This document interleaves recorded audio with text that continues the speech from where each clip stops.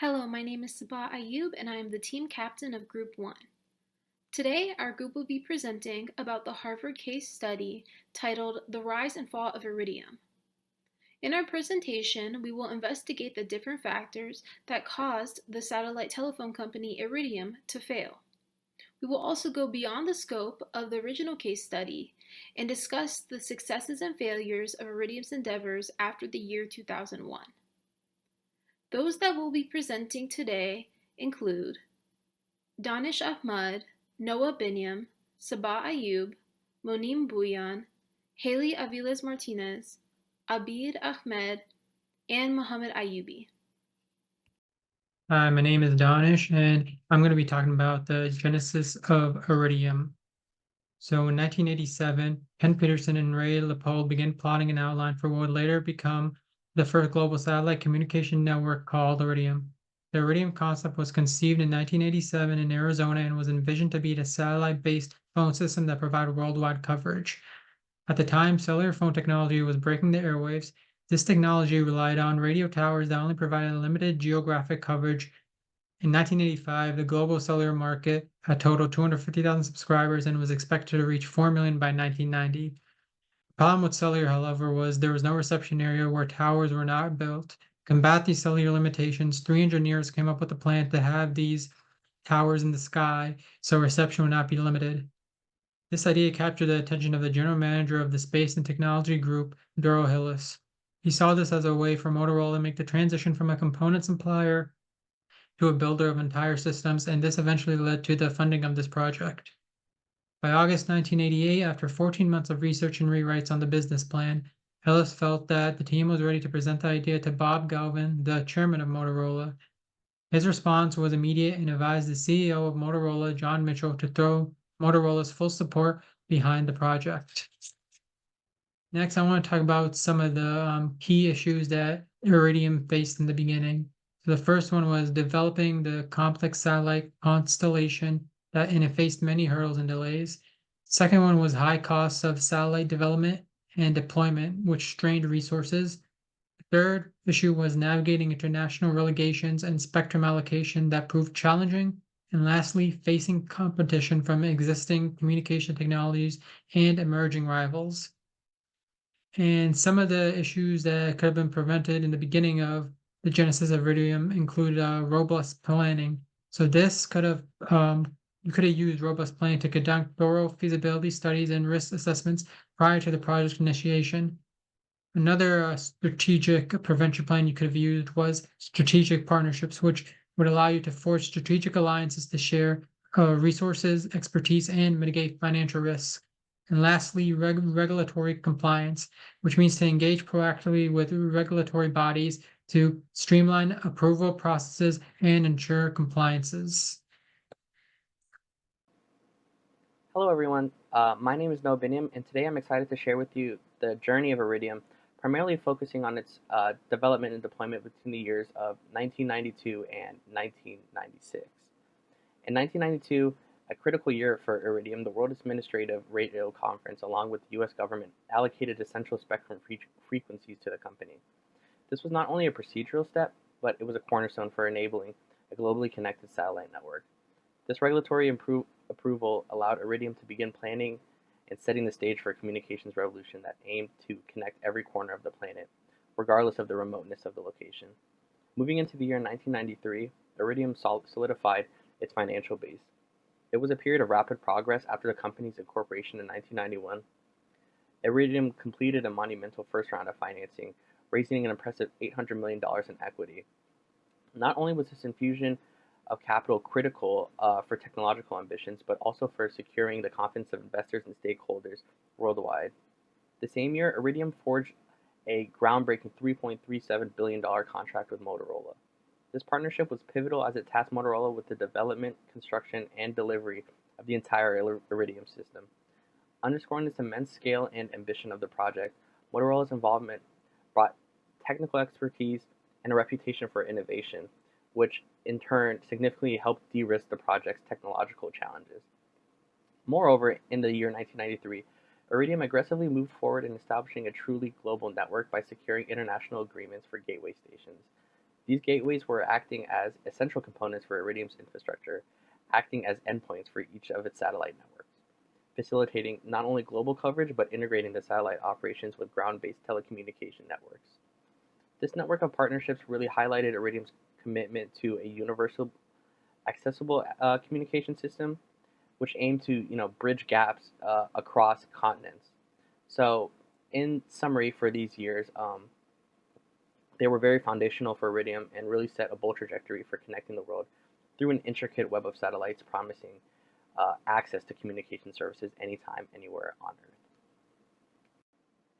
Yeah, so moving forward between the years 1994 and 1996, the technological development and pre-launch activities of Iridium really took the center stage.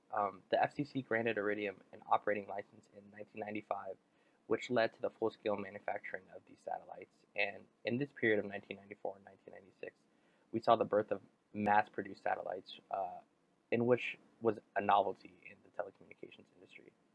Extensive system testing with prototype phones was undertaken to ensure the reliability of the global communication systems. This phase was crucial for ironing out any technical issues or kinks, which ensured that the ambitious project was still feasible. Moreover, Iridium expanded its global infrastructure, securing more agreements with countries for gateway stations, and this expansion was essential for comprehensive coverage, which further solidified Iridium's global footprint, making a name for itself.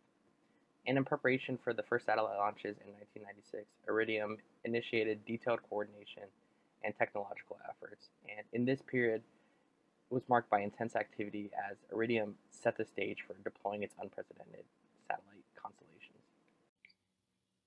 Hello, my name is Sabah Ayub, and I will be talking about Iridium's launch and Iridium's initial operations from 1997 to 1998. So, 10 years after the company's inception, Iridium finally began launching satellites in 1997. So, this began in May of 1997, where Iridium launched 5 satellites from the Vandenberg Air Force Base in California. Iridium's goal was to create a satellite constellation that would consist of 66 satellites in total in order to provide coverage that would be virtually continuous and global in its reach. 1 month after Iridium's first launch of satellites, Iridium went public on the stock market through an IPO in June of 1997. Each share had an initial price of $20, which, if adjusted for inflation, would be $40 today. In total, in 1997, Iridium launched 46 satellites. However, prior to Iridium service being launched in 1998, Iridium launched a total of 86 satellites in order to achieve their goal of global coverage.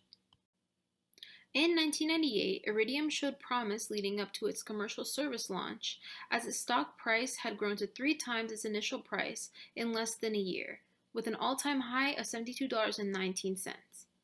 If adjusted for inflation, this would be around $140 today. At the same time, Iridium began their worldwide advertising campaign for their commercial service, part of which is pictured in the slide. Iridium's service aimed to appeal to a narrow demographic of wealthy international travelers. While this is a difficult demographic to appeal to, in comparison to its predecessor, which was a heavy briefcase-sized satellite phone developed by Inmarsat, Iridium's handheld phone promised convenience and ease of use in field conditions. However, in practice, the design and implementation of Iridium's satellite phone and satellite service were less favorable than presumed by the company. When conducting market research, Iridium found that their phone was reported as hard to navigate, even with the aid of user documentation. While the satellite constellation may have shown improvement in performance in terms of dropped calls or audio quality, customers claimed that the level of audio quality was far lower than Iridium had perceived. This negative experience for consumers made it difficult for Iridium to sustain their number of subscribers as they had hoped. In retrospect, Dan Kalesi, who was a veteran aviation executive that later went into business with Iridium, said that because Iridium's business plan was locked in place 12 years prior to the service becoming operational, the system's satellite technology was archaic by the time of its deployment, therefore limiting the extent of its services. Hello, my name is Munim, and I'll be talking about the expansion and competition in the year 1999 to 2000 regarding the rise and fall of Iridium. To start things off, Iridium, you focused on mobile satellite service or MSS, and a lot of companies like Globalstar, Ellipsat, they also use this as well. AT&T was the only exception that used terrestrial communication, but the main thing that Iridium was doing, they maintained a strong launch record. They faced challenges. I mean, they did not face challenges. They were doing good with it at first, but companies like Globalstar, they faced challenges with satellite losses and reliability issues, which affected its ability to complete effectively in the MSS market. Whereas Iridium, they strived in. This discrepancy was in launch success was satellite reliability that has certainly played a significant role in shaping the competitive landscape with MSS again. And another point to mention that AT&T, they were predicted to have over 30 million subscribers in the US by 2000, through their cellular network. And that posed a competition to Iridium. So the way they responded is that they believed that MSS was the way to go and the gold standard and how things should be done. And Ellipsat, another competitor, they did $50 a minute, and Iridium did $3 a minute. They said we want everyone else to follow our standard because we have it best. And fair enough, that wasn't the case. You know what I'm saying? So at the end of 1999, Iridium would have signed 10,000 subscribers up. That was not as anticipated that they had before, but they were trying to get as much as possible to pay its debt off. But however, there were issues again, and AT&T was surpassing them, and that led to bankruptcy, and that was a whole thing that they had to do with. And then that led to Iridium Satellite LLC being created to buy off Iridium's assets to help it go on and successfully be successful in obtaining how they should be run, and that is because of it. Thank you so much. Hi, my name is Haley, and I'm going to be talking about Iridium's financial crisis and bankruptcy. So, despite Iridium's initial promise of revolutionizing the telecommunications industry, it faced a severe financial crisis that began in 2001.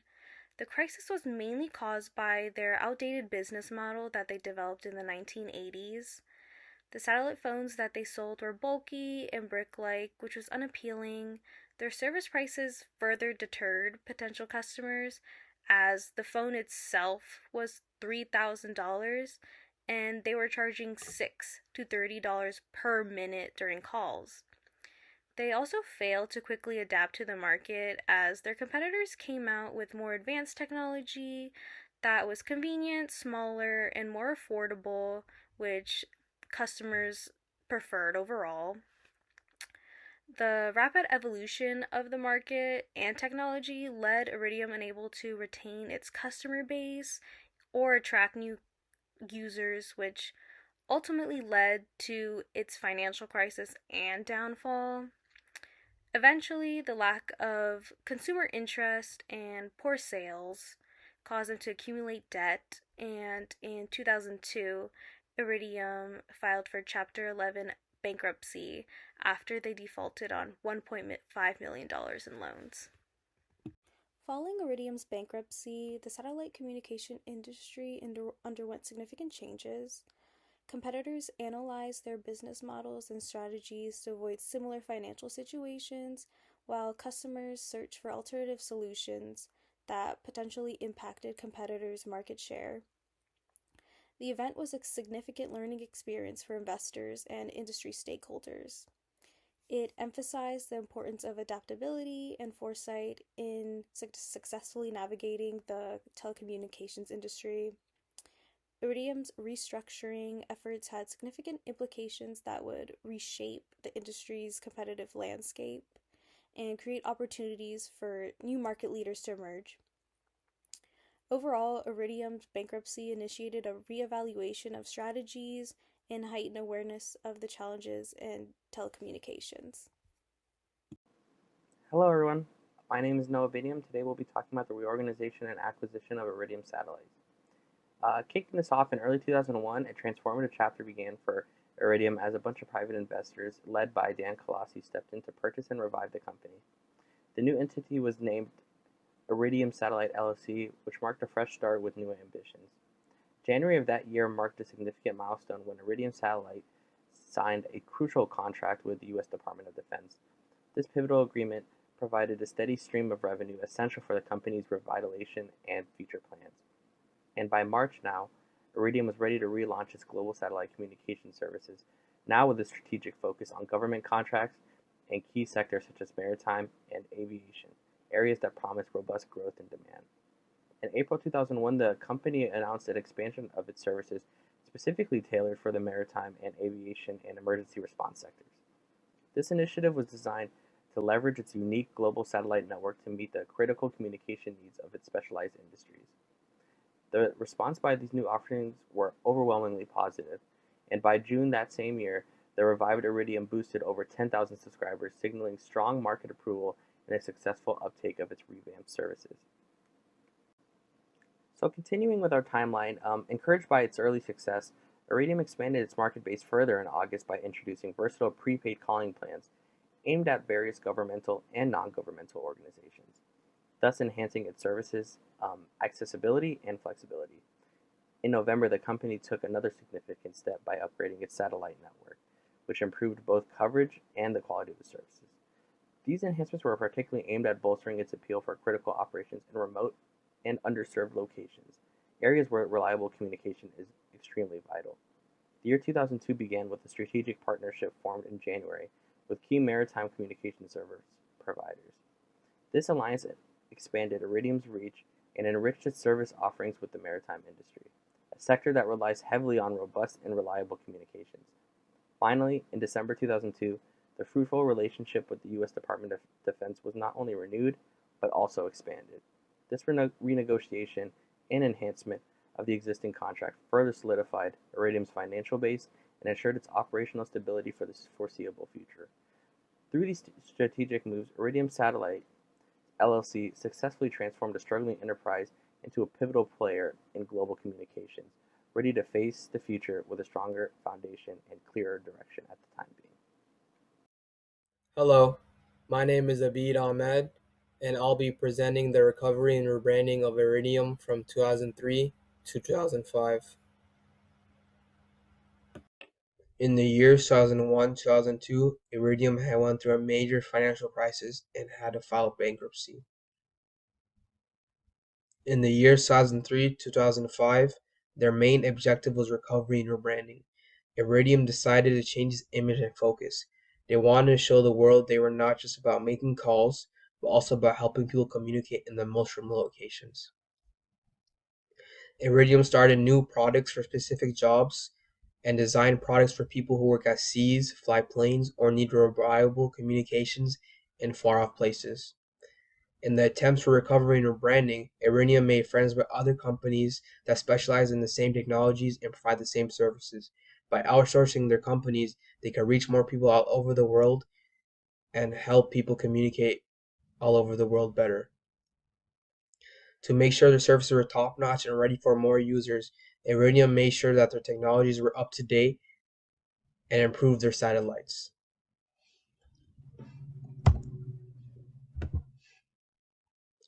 In their attempts and efforts in the years 2004-2005, Iridium had grown stronger, and people really liked what Iridium offered, especially because they could use it in places where no one else could reach. They had grown so successfully that the U.S. Department of Defense and other important government groups decided to use Iridium for their communication needs. This was a big deal and showed that Iridium was trusted for very important jobs. For their attempts of recovery and rebranding, Iridium designs new technologies and a service called short burst data, which was a new way for devices to send small bits of information across the globe. This was great for tracking things and sending messages without needing a lot of power or big equipment around the world. By the end of 2005, Iridium had made a name for itself as a leader in satellite communications. Hello, my name is Mohammed Ayubi, and I will be presenting Iridium from the years 2006 to 2008. So in 2006, Matt Deschman took over as the CEO of Iridium. His plans for the company was pretty much just to refinance and rebrand and redesign the company. And so by the end of 2006, Iridium had a total of 158 100,000 subscribers who had the handheld model, as well as just who were active subscribers who paid for the satellite connection to use their handheld devices. So one of the first things that Matt did was really just improve the service of the Iridium network, and just pretty much housed and supported just more services. And he kind of did that by adding new satellite phone models, as well as just adding more data modems to improve the overall Iridium network connection. And after 2005, Hurricane Katrina hit, and Iridium became a very popular device to use for emergency responders or first responders. And Matt kind of just took this methodology and just went forward. So they had increased the customer base both domestically with the military and the government, as well as just globally. They branched out from just businessmen to using their product for long distance calls and important calls, to more as well as just adventure travelers as well, just to use the phones when they have no service or out of service in a place that has no service. Moving on to the next slide. Another plan that Iridium had was called Iridium Next. This was the plan to pretty much replace all of their current satellites that were in orbit with new satellites that were more up to date, and they could provide a bigger range of services to the customer. So they had partnered with Thales Alenia Space. In order to do this, they were going to take down all of their current satellites and just replace them with the newer satellites and just make an entirely new constellation system. So this would just improve their network, as well as just set them up for the future, just to have the better satellites and just more up-to-date satellites. Beyond that, they also had plans for an initial public offering to raise the capital for Iridium. And in just 2006, they had raised over $35 million in just 1 year. So overall, I would say Iridium definitely revived themselves, and they are currently around today, so they definitely did not fail.